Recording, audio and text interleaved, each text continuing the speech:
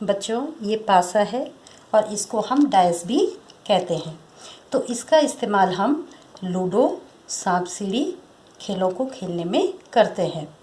तो जैसे आपकी बुक्स में भी बहुत सारे इससे संबंधित प्रश्न होते हैं जिनको हमें सॉल्व करना होता है। तो आज एक इसी तरह का प्रश्न हमारे पास है। तो ये जो डाइस हमारे पास है, पासा हमारे पास है, इसका ये खुला हुआ चित्र है। तो इसको जब हम एक घन बनाएंगे, इस आकृति को बंद करेंगे तो ये इसी तरह का बनेगा। तो इस आकृति से हमें ये पता करना है कि ये जो नीचे बने हुए हैं पासे हैं, इनमें से कौन सी आकृति आपको इसके हिसाब से ठीक लगती है और कौन सी ठीक नहीं लगती। तो इसके लिए हमने एक गतिविधि यहाँ पर करेंगे और तब बताएंगे कि इनमें से कौन सी आकृति हमको ठीक लग रही है और कौन सी ठीक नहीं लग रही। अब आप यहाँ पर देखो, तो ये सेम इसी तरह का हमने यहाँ पर ये बनाया कि जैसे एक डॉट्स ये है तो एक ये, 3 इधर हैं तो 3 ये हो गए, 2 डॉट्स इधर हैं तो 2 ये हो गए, 6 ये हैं तो 6 डॉट्स ये हो गए, 5 डॉट्स यहाँ पर हैं, 4 यहाँ पर हैं और 4 यहाँ पर हैं। तो इसको जब हम फोल्ड करेंगे तो ये एक बंद आकृति हमारी बनेगी। ये अब जब हमने ये बंद आकृति को बनाया तो इसके बाद हम देखें तो जो हमारी पहली आकृति है, तो ये एक जो डाइस हमारा बना हुआ है, अब इस डाइस के अकॉर्डिंग हमको ये देखना है कि इनमें से कौन सी आकृति हमारी इसके हिसाब से ठीक है।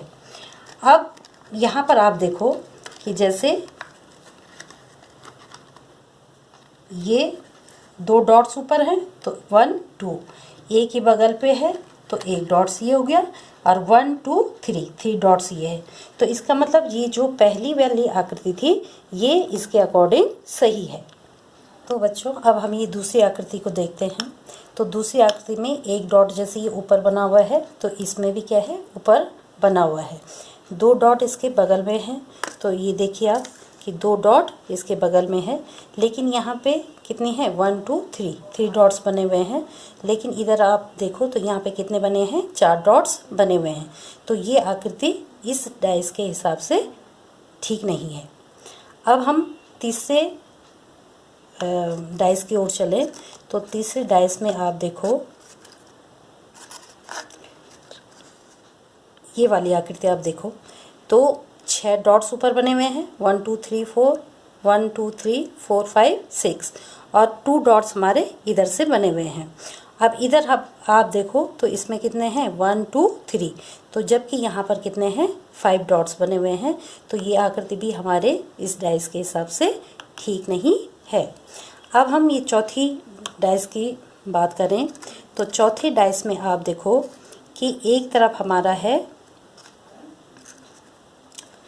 4 डॉट्स ऊपर बने हुए हैं, 1 2 3 4 और इधर आप देखो तो 1 2 3 4 5, तो 1 2 3 4 5 डॉट्स हैं और 1 डॉट्स हमारा ये बगल में है। तो इस घन के हिसाब से ये डॉट्स भी मतलब ये वाला जो घन हमारा है ये इस आकृति के हिसाब से ठीक है।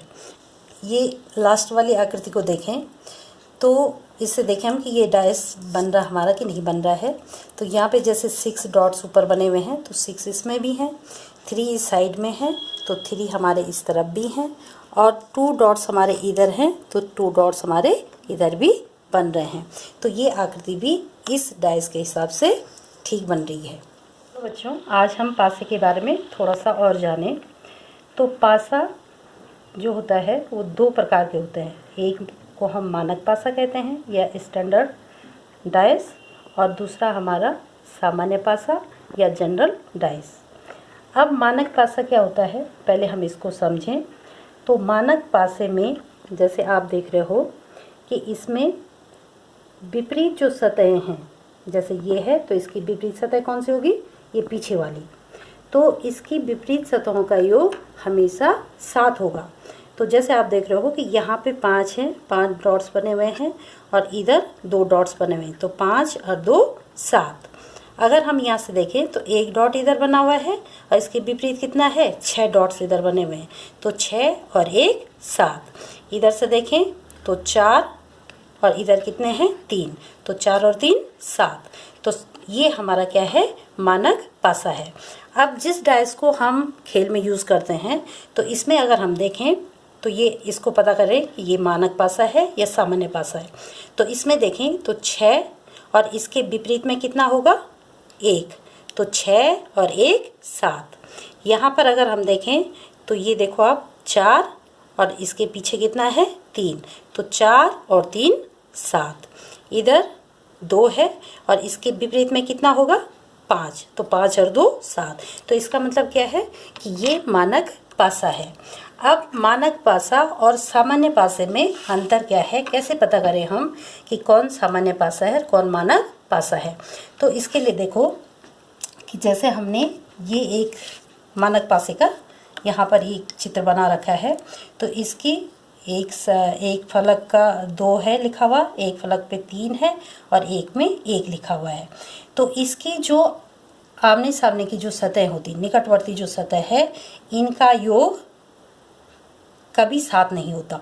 जो मानक पासा है इसके निकटवर्ती जो सतह हैं इनका योग कभी साथ नहीं होता। जैसे आप देखो कि 3 और 2, तो 3 और 2 3 + 2 = 5, या 3 + 1 = 4, या 1 + 2 = 3। तो इनका जब हम देखें तो 3 में 2 जोड़कर 5 होता है, 3 में 1 जोड़कर 4 हुआ और 1 में 2 जोड़कर 3 हुआ। तो इनका योग कितना नहीं आ रहा है, 7 नहीं आ रहा है। तो ये मानक पासा है। अब मैंने बच्चों आपको 2 चीज़ें बताई। एक तो ये जो इसकी निकटवर्ती सतह है, इन संख्याओं का योग कभी 7 नहीं होगा, और जो विपरीत दिशाओं में जो विपरीत फलकों पर इनके योग है वो हमेशा कितना होगा, 7 होगा। अब आते हैं हम सामान्य पासा की ओर। तो सामान्य पासा में जैसे हमने दिखा रखा 1 6 और 5, तो इनकी विपरीत सतहें अगर हम देखें, ये हमारे पास अब सामान्य पासा है, इसकी ओर अगर हम देखें तो इसमें 1 6 और 5। अब इनका योग करके देखें हम तो 6 + 1 6 + 1 = 7, और 6 + 5 = 11, और 5 + 1 = 6। तो यहाँ पर हम देख रहे हैं कि अगर इनमें से किन्हीं 2 सतहों का निकटवर्ती जो सतहें हैं उनका योग 7 होता है तो वो हमारा सामान्य पासा होता है। तो ये आपको याद रखना है कि मानक पासा में निकटवर्ती सतहों का योग कभी 7 नहीं होता, और इसके विपरीत जो सतह हैं उनका योग हमेशा 7 होता है। और सामान्य पासा में निकटवर्ती सतहों का योग 7 हो सकता है, लेकिन विपरीत जो इसकी सतह हैं इनका योग 7 नहीं होता है। जो एक उदाहरण हमने ये लिया कि जैसे ये खुला पासा है और इसकी सतह एक पे है 4, एक पे है 1, एक पर है 6, 3, 2 और 5। तो पहले तो हम कैसे पता करें कि इसकी विपरीत दिशा में कौन सी संख्या आएगी। तो हमेशा एक बॉक्स छोड़कर हम दूसरे बॉक्स पर उसको लगा लेते हैं। जैसे हमने यहाँ पे करा हुआ है कि 4 और 4 के साथ क्या आएगा 6, तो 1 को हमने छोड़ दिया, तो 4 के साथ 4 की पिछली वाली सतह पर 6 होगा और 1 की पिछली सतह पर 3 होगा। ये 6 हमने छोड़ दिया, एक बॉक्स को छोड़कर 3 होगा, और जो लास्ट में बची हैं 5 और 2, इनका 5 की पिछली वाली सतह पर 2 होगा। तो अब हम इसको देखें तो जैसे हमने ये बनाया, देखो जैसे 4 है, यहाँ पे भी 4 है, ये 1 1 6 6 3 3 2 और ये है 5। अब इसको फोल्ड करके हम एक घन बनाएंगे, ये ठीक है। अब हमने क्या कहा कि जो 4 वाली सतह थी उसके पीछे वाली जो सतह है विपरीत दिशा की, उसमें कितना होगा 6 होगा। अब 4 को आप देखो तो ये हमारे पास 4 है और इसकी जो पिछली वाली सतह है उस पर कितना है 6, तो 4 के साथ 6 आप देख रहे हो।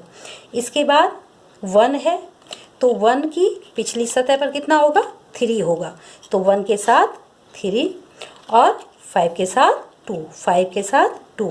तो यहाँ पर आप देख रहे हो कि इनकी एक सतह को छोड़कर बाकी सतहों का योग अलग अलग है। केवल 5 और 2 मिलकर कितना बना? 7। 5 इधर थी और 2 इधर थी, तो इनका योग 7 हुआ। और 3 और 1 4 और 6 और 4 10। तो इसमें केवल एक सतह ऐसी है कि जिसकी विपरीत दिशा में हमको कितना बन रहा है? 7 बन रहा है। बाकी किसी दिशा में, किसी की भी विपरीत दिशा में इसका योग 7 नहीं हो रहा है। तो ये सामान्य पासा है, क्योंकि सामान्य पासा के विपरीत सतहों का योग कभी 7 नहीं होता है, जबकि मानक पासा के विपरीत सतहों का योग 7 होता है। तो आज के लिए इतना ही। Thank you.